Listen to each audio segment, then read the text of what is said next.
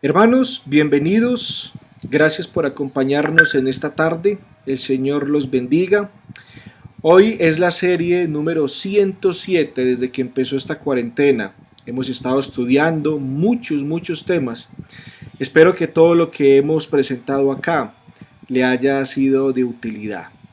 Y ahora vamos entonces a continuar hoy, esta semana, hermanos, con este profeta. Vamos a estudiar acerca del profeta Nahum. Este mensaje es el mensaje eterno de los profetas antiguos.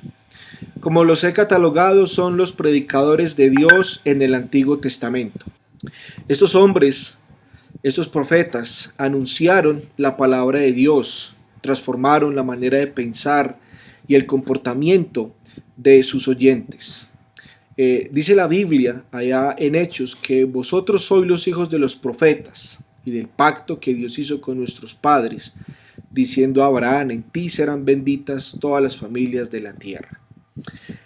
Segundo de Crónicas, capítulo 36, versículo del 15 al 16, el cronista nos dice estas palabras, texto sobre el cual estamos basando nuestra lección. Y Jehová, el Dios de sus padres, envió constantemente palabra a ellos por medio de sus mensajeros, porque él tenía misericordia de su pueblo y de su habitación. Mas ellos hacían escarnio de los mensajeros de Dios y menospreciaban sus palabras, burlándose de sus profetas hasta que subió la ira de Jehová contra su pueblo, y no hubo ya remedio. Esta historia, como lo dice el cronista, es una historia, hermanos, de la misericordia, del amor para con su pueblo. Cuando estudiamos los profetas, es estudiar esta historia. Como Dios, hermanos, una y otra vez les envió palabra, mensaje a su pueblo. Pero ellos, estos judíos, hicieron escarnio de los profetas, menospreciaron sus palabras, aborrecieron también al profeta. Y esto colmó la paciencia de Dios. Llegó un momento en que Dios determinó su destrucción. Hasta entonces hemos visto, hermanos, que la ira de Dios estaba o había sido derramada en el reino del norte. Ya no hubo remedio para el reino del norte. El profeta Nahum, cuando lo vamos a estudiar ahora seguidamente, vamos a encontrar que ya el reino del norte está en el exilio. Y esta es una historia triste, porque se ha cumplido lo que acabamos de ver aquí en el cronista, segunda de Crónicas 36, 15 al 16. Como les he venido diciendo, siempre les seguiré repitiendo estos 4 puntos para tener en cuenta el estudio de los profetas. Antes de estudiar cada profeta, y no solamente los profetas, cualquier personaje de la Biblia, debemos tener en cuenta el contexto. El contexto de los profetas está basado en estos 4 puntos y es: ¿cuándo habló el profeta? 2. ¿Cuándo era el contexto? ¿Cuál era el contexto político, social y espiritual? ¿Quiénes formaban parte de la audiencia del profeta? ¿Y por qué esa audiencia necesitaba el mensaje? Esto es muy importante, hermanos, porque los profetas interactuaron, comunicaron, vivieron, experimentaron en un tiempo particular, con unas personas particulares, y había situaciones particulares. Así que los profetas, hermanos, es muy importante estudiarlos teniendo en cuenta estos 4 puntos. Hasta aquí hemos visto los profetas del siglo VII, que los estudiamos la clase pasada. Hemos estudiado 5 profetas que hacen parte de este siglo. Encabeza Jonás, Amós, Oseas, Miqueas, Isaías. Cada uno anunció, cada uno profetizó y predijo la caída del reino del norte, a excepción de Jonás, que fue enviado a Nínive. Y el último profeta que estudiamos fue Isaías. También vimos cada uno de ellos tuvo relación en un mensaje o en varios que tiene que ver con el Mesías y el reino de Dios. Y hoy vamos a empezar, hermanos, entonces los profetas del siglo VI. El que encabeza esta lista es Nahum. Y el tema principal de este profeta es la bondad y la ira de Dios. ¿Dónde está la bondad de Dios? ¿Y por qué Dios no castiga a los malos? Entonces, el tema principal, vuelvo y repito, es ¿dónde está la bondad y la ira de Dios? ¿Dónde está la bondad de Dios en tiempos difíciles, en tiempos de tribulación? ¿Por qué Dios permite esto? ¿Por qué Dios tolera las injusticias o acepta las injusticias? Nahum profetizó entre el año 628 al 621, pero algunos también lo han colocado entre el 663 y el 612. Probablemente haya profetizado en algún tiempo de estos años, pero esto es un margen un poco más grande. El nombre Nahum significa lleno de consuelo. ¿Por qué? Porque el profeta Nahum llevó un consuelo, un ánimo, un fortalecimiento al reino del sur. Así que su nombre hace alusión a su ministerio. Y también lo hemos visto ya en algunos profetas hasta acá, que los nombres que tienen, lo que significa, era porque hacía alusión a su trabajo, a la misión a la que Dios les había enviado. Y aquí Nahum, entonces, vuelvo y repito, significa lleno de consuelo. Es difícil, hermanos, fechar el libro de Nahum porque Nahum no nombra, no señala ningún rey de Judá. Así que es un poco complicado colocar al profeta dentro del contexto. Pero muy bien, hermanos. Entonces, hablemos un poquito acerca del tema principal del libro de Nahum. Actualmente muchas personas son víctimas de abuso familiar, de violencia, de pandillas, de guerras. En consecuencia, estas personas encuentran difícil creer en la bondad de Dios. Cuando alguien con más poder, con más recursos económicos o con mayor nivel social toma ventaja de otra persona por la fuerza, la bondad de Dios no es muy evidente. Sabemos que las personas son la fuente de las malas acciones, pero parece que Dios no debiera permitir que tales cosas ocurrieran. Dios debe destruir a los malos con su ira. Es lo que algunos piensan o muchas veces nosotros pensamos cuando nos encontramos en esas circunstancias. Hermanos, es difícil creer que existe Dios, un Dios bueno, cuando hay opresión, cuando hay violencia, cuando hay injusticias. Cuando uno ve en las noticias que un hombre violó a un menor de edad y le mató, uno se pregunta, bueno, ¿dónde está Dios? ¿Por qué Dios permite estas injusticias? ¿Por qué Dios permite estas barbaridades? ¿Por qué Dios permite que las personas inocentes, personas más vulnerables, sufran este tipo de atrocidades? Nosotros nos preguntamos entonces, ¿por qué ocurren estas cosas? ¿Cuándo terminarán? Pocas personas pueden imaginar una respuesta a estas preguntas sobre por qué, cuánto tiempo en medio de la opresión. Los profetas, como los predicadores actualmente, tenemos la noble responsabilidad de dar esperanza sobre la base del carácter de Dios, que es amor y que es misericordia y que es bondadoso. Hermanos, Dios tiene un gran poder sobre las naciones y Dios hace según su voluntad. Ejecuta su ira contra los malvados, pero Él es bueno con los que confían en Él. Estas características son necesarias darlas a entender a todos los oyentes que están desanimados, que enfrentan situaciones de desesperanza. Con Nahum nosotros encontramos esta gran lección, la bondad de Dios, pero también la severidad de Dios para con sus enemigos. Nahum, según nos dice Nahum capítulo 1, versículo 1, él era de Elcos.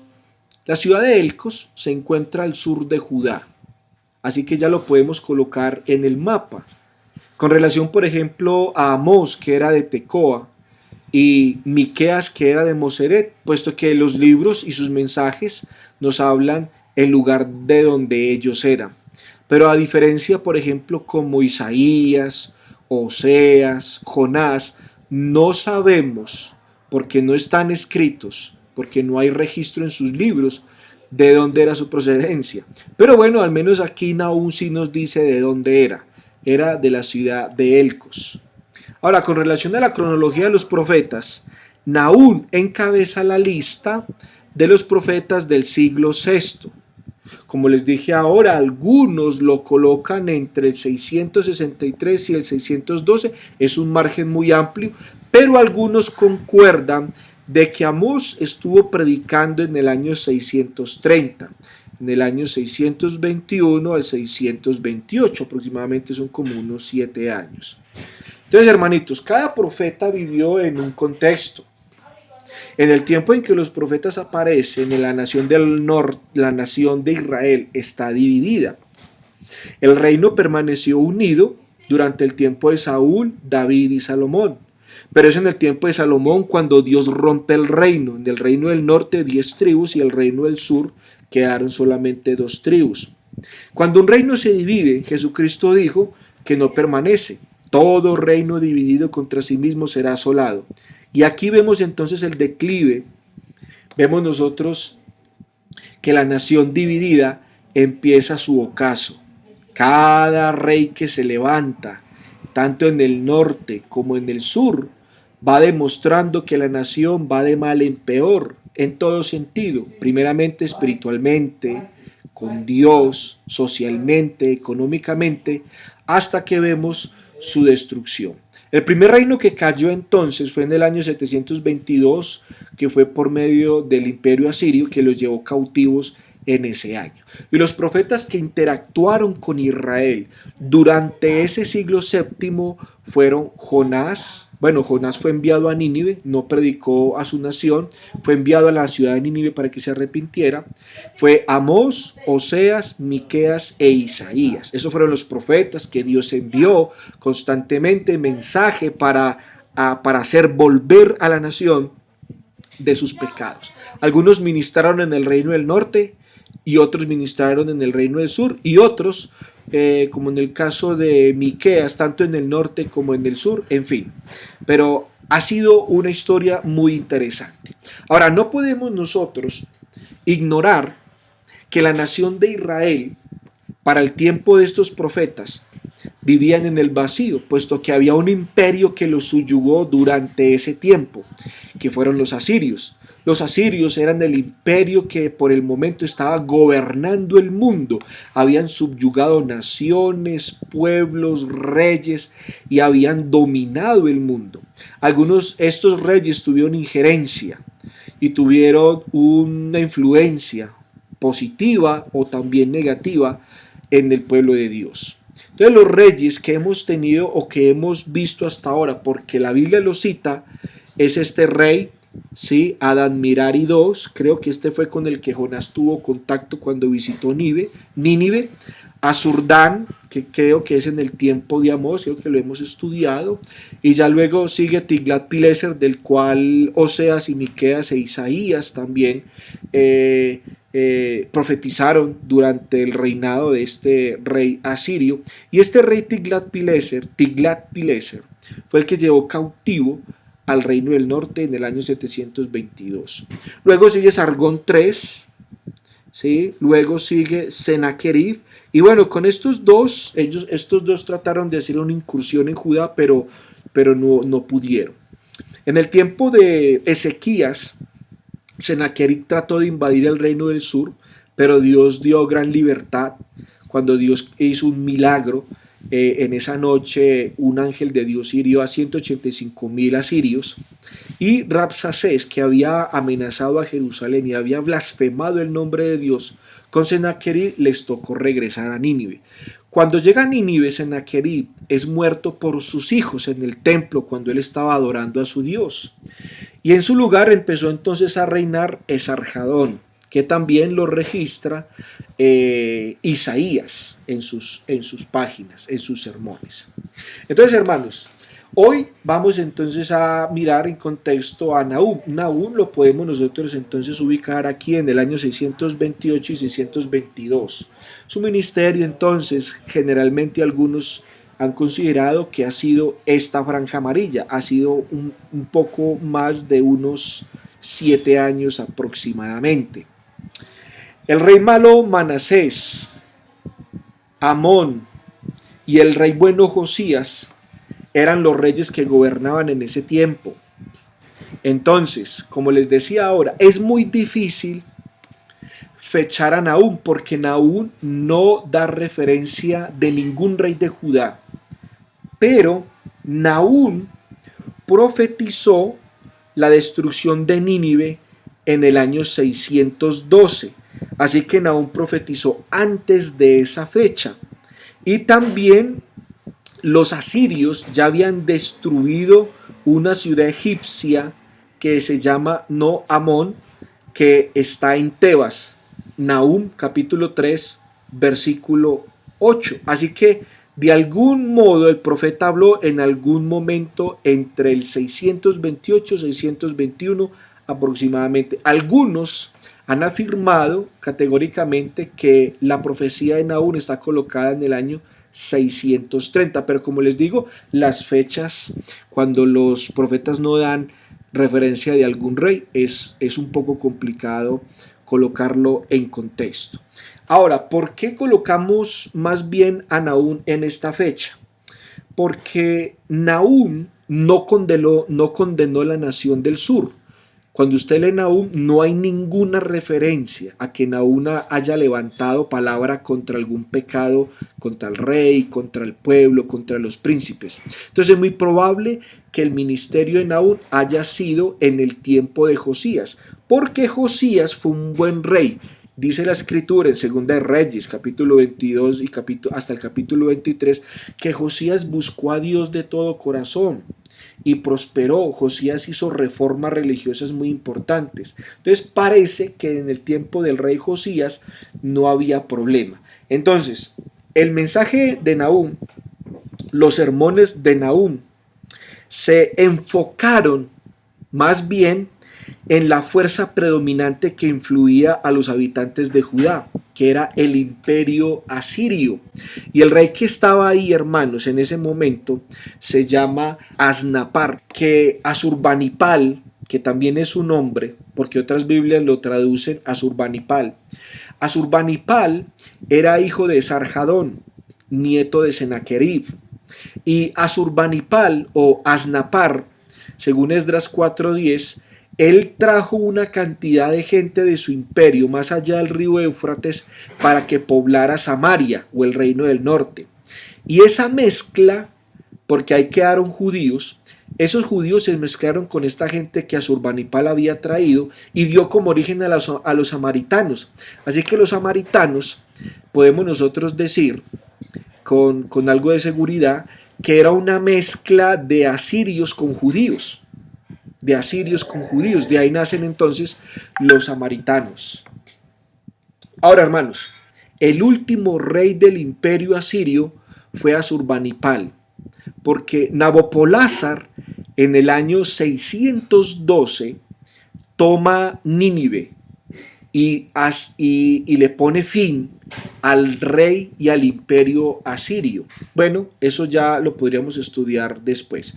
Después de Nabopolázar llega Nabucodonosor y en el tiempo de Belsasar, Daniel capítulo 5, 30 y 31, dice que Darío toma el imperio babilónico y empieza a gobernar los medos. Después surge entonces los persas en cabeza del rey Ciro. Pero aquí entonces, hermanos, colocando un poco el contexto en el que se encontraba el profeta Nahum. Ahora vamos a estudiar entonces, hermanos, a fondo un poco el mensaje del profeta Nahum. Cuando Nahum entrega su mensaje, uno de los mensajes a la nación y que describe la opresión siria, la encontramos en Nahum capítulo 1, versículo 13, capítulo 2, versículo 2. ¿Qué dice Nahum? Vamos a leerlo. Dice, porque ahora quebraré su yugo de sobre ti y romperé tus coyundas. Versículo 2. Porque Jehová restaurará la gloria de Jacob, como la gloria de Israel. Porque saqueadores lo saquearon y estropearon sus mugrones. Versículo 13 dice, quebraré su yugo. ¿Por qué? Porque los asirios habían colocado un yugo a la nación del sur. Y Dios promete quitarles ese yugo. Ahora, en el versículo 2 dice que Israel o la nación del sur habían sido saqueados por estos saqueadores. ¿Quiénes eran? Los asirios.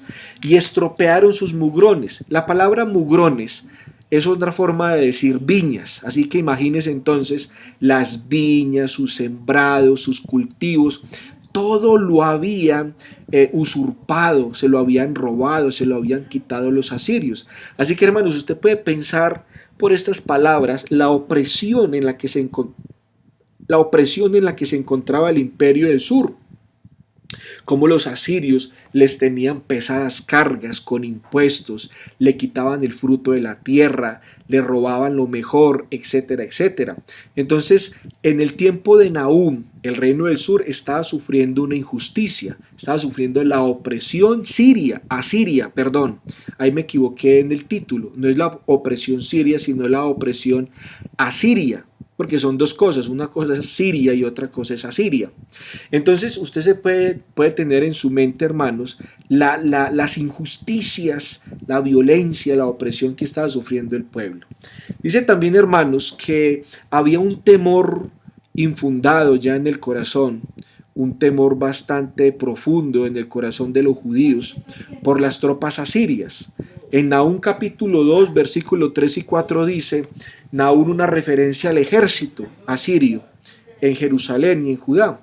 El escudo de sus valientes estará enrojecido, los varones de su ejército vestidos de grana, el carro como fuego de antorchas.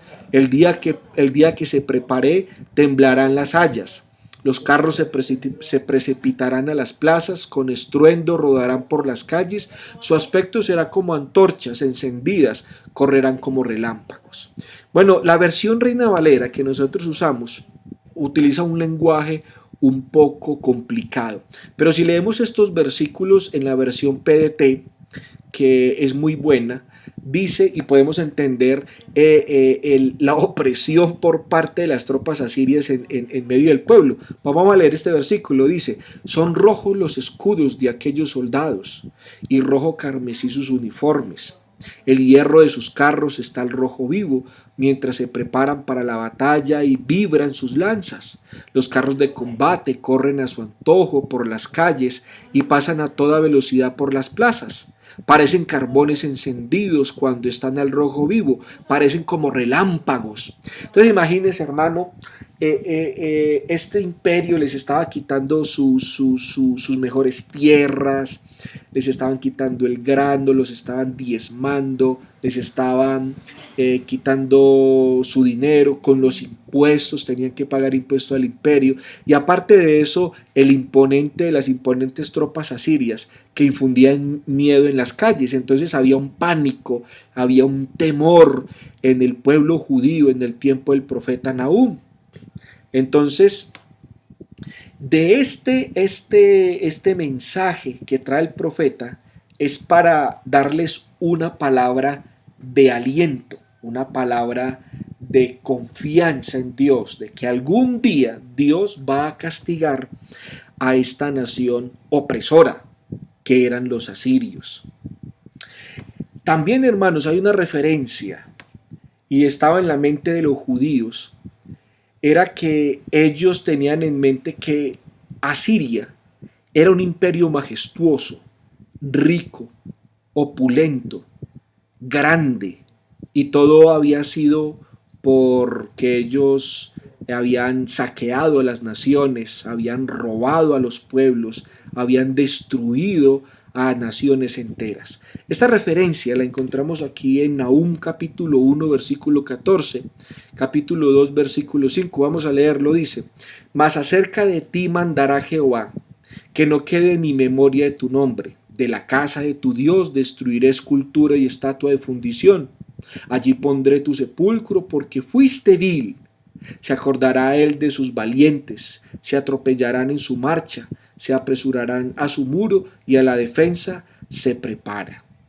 Entonces, dice ahí la casa de su Dios. Eso no era cualquier casa de paja o de madera, no, eso eran templos grandísimos, dice esculturas de fundición altísimas, dice también ahí hablando de sus valientes, dice se apresuran a su muro, porque Nínive era una ciudad murallada y tenían una fortificación y una defensa extremadamente impugnable. Entonces Asiria tenía toda esta majestuosidad y estaba esto en la mente de los judíos. En la mente de los judíos estaba estas imágenes de que el imperio era invencible, que era una bota opresora tremendamente y que la tenían ellos en el cuello. En Nahum capítulo 2 versículo 9, 3:14 y versículo 16 estaban esta referencia de Nahum sobre la riqueza y el poder que tenía el imperio asirio. Vamos a leerlo, dice versículo 9, saquead plata, saquead oro, no hay fin de las riquezas y suntuosidad de toda clase de efectos codiciables. Versículo 14, provéete de agua para el asedio, refuerza tus fortalezas, entra en el lodo, pisa el barro, refuerza el horno. Es más, dice el versículo 14, multiplicaste tus mercaderes más que las estrellas del cielo, la langosta hizo presa y voló.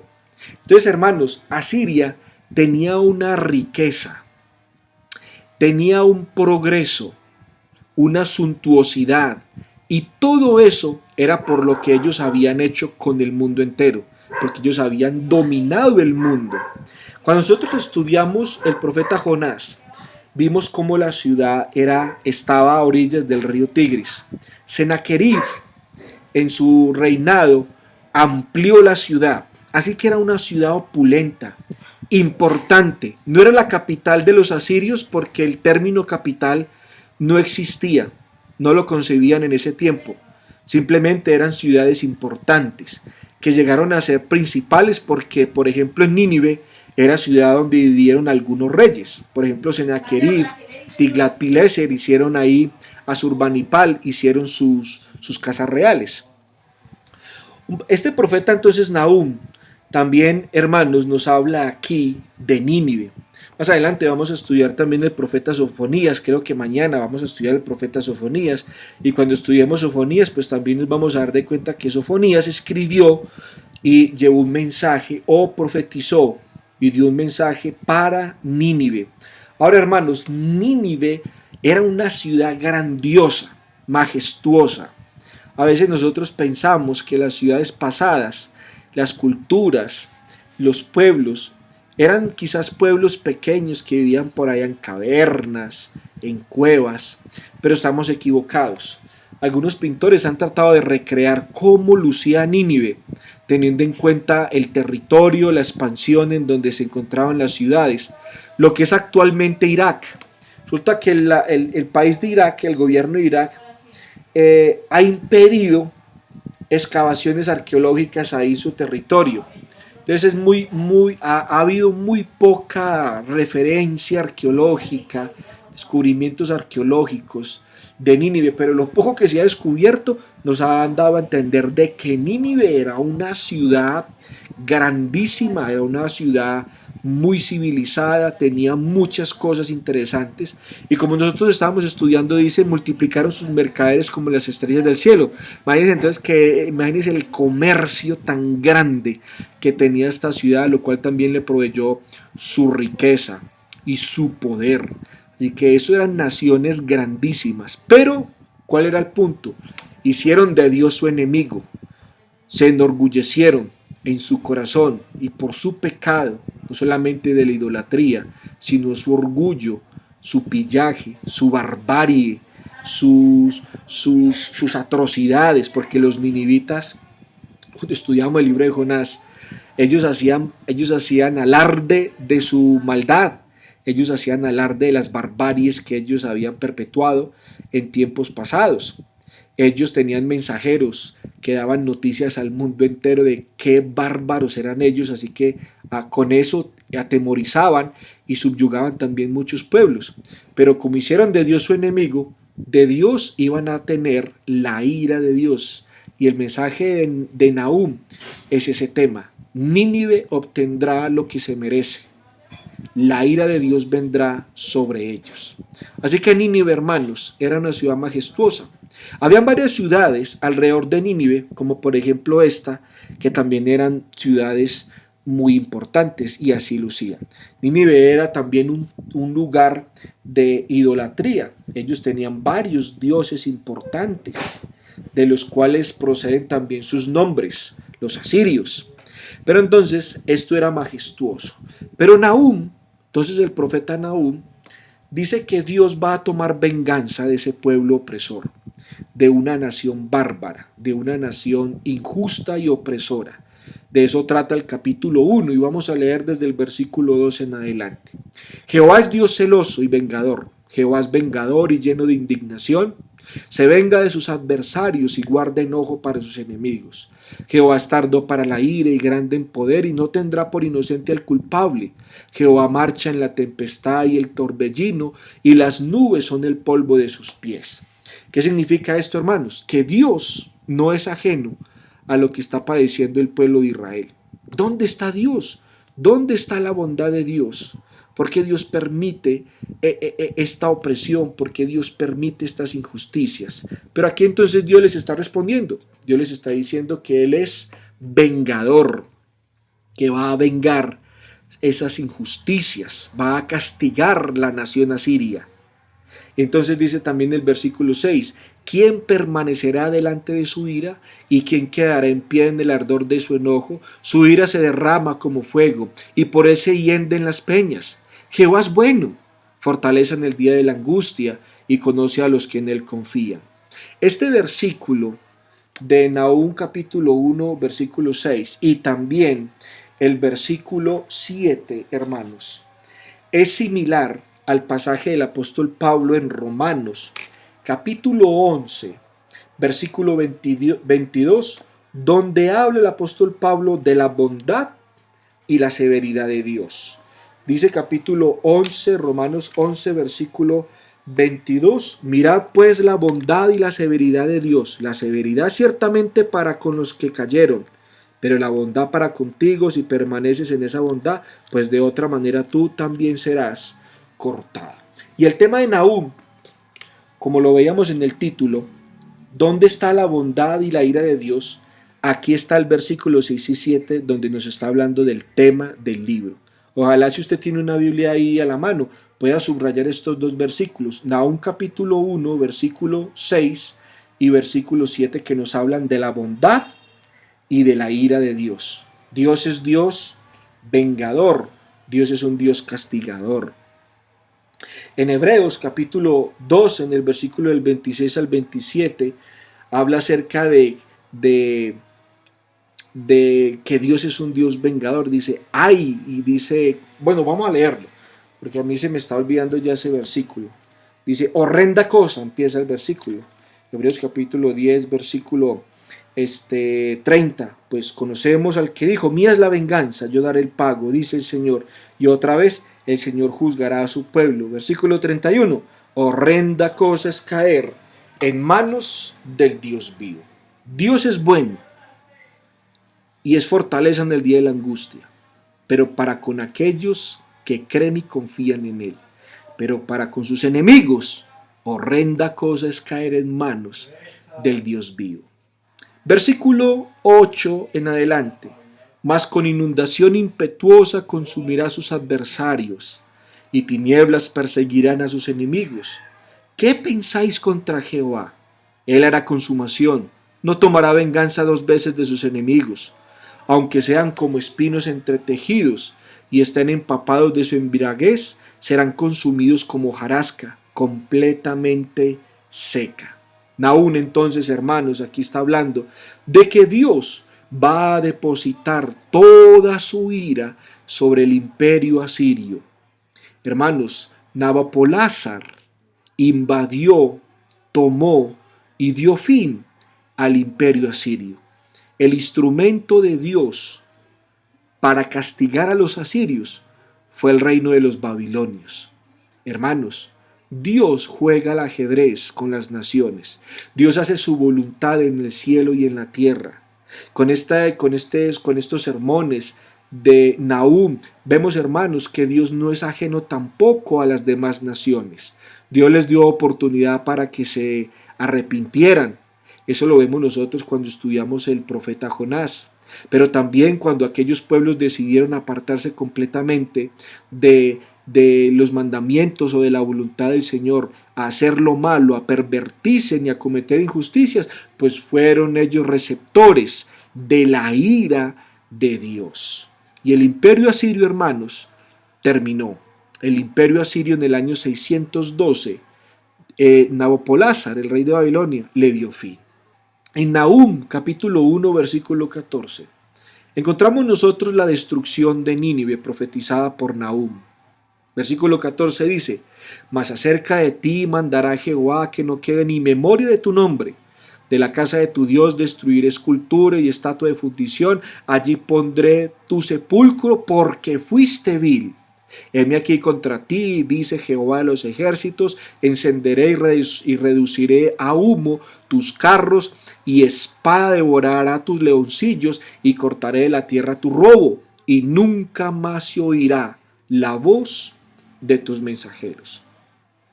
Estos son profecías duras contra el imperio asirio.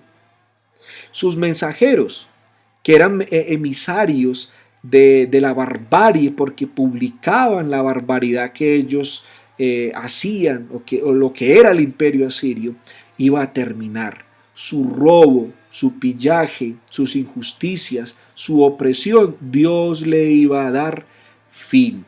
Nahum, capítulo 3, versículo del 1 al 7 dice: ay de ti, ciudad sanguinaria, toda llena de mentira y de rapiña, sin apartarte del pillaje, chasquido de látigo y fragor de ruedas, caballo atropellador y carro que salta, jinete enhiesto y resplandor de espada y resplandor de lanza, y multitud de muertos y multitud de cadáveres, cadáveres sin fin, y en sus cadáveres tropezarán.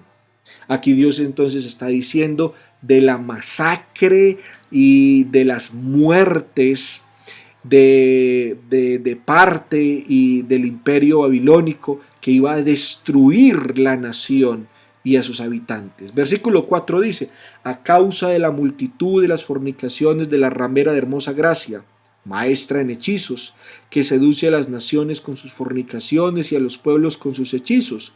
Heme aquí contra ti, dice Jehová de los ejércitos, y descubriré tus faldas en tu rostro, y mostraré a las naciones tu desnudez, y a los reinos tu vergüenza. Versículo 6 en adelante: y echaré sobre ti inmundicias, y te afrentaré, y te pondré como estiércol. Todos los que te vieren se apartarán de ti y dirán: Nínive es asolada.